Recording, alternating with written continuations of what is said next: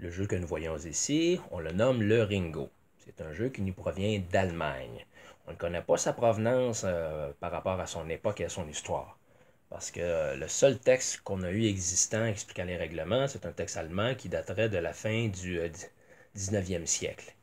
Mais bon, ça se pourrait qu'il ait été inventé dans ces années-là, hein, vers la fin des années 1800 ou au milieu peut-être. Mais ce qui est important dans ce jeu-là, c'est qu'il est vraiment très intéressant. Vous voyez ici, hein, on a des cercles, et vous voyez encore une fois un rapport de force inégal. On retrouve beaucoup ça dans des jeux germaniques, entre autres.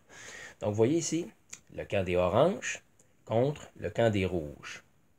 Le but n'est pas le même pour l'un et l'autre. Vous voyez ici, on a une zone qui est différente de tout le reste. Les rouges, se retrouvent 7 contre 4.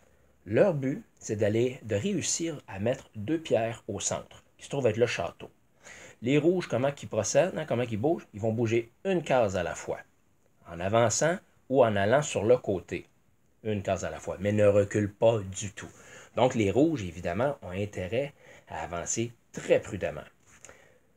Les oranges, eux, vont avancer une case à la fois, ils vont reculer, et en plus, ils ont quelque chose d'assez fort dans leur mouvement, c'est que de façon latérale, là, dans les cercles, ils peuvent franchir un nombre de cases qu'ils veulent.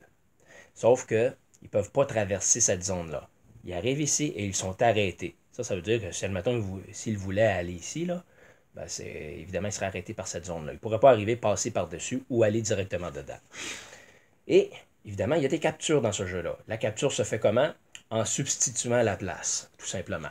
Il y aurait deux façons. Il y aurait comme soit aux dames, on dit en sautant par-dessus comme ça, ou en prenant la place. Moi, souvent, je préconise tout simplement prendre la place de l'autre.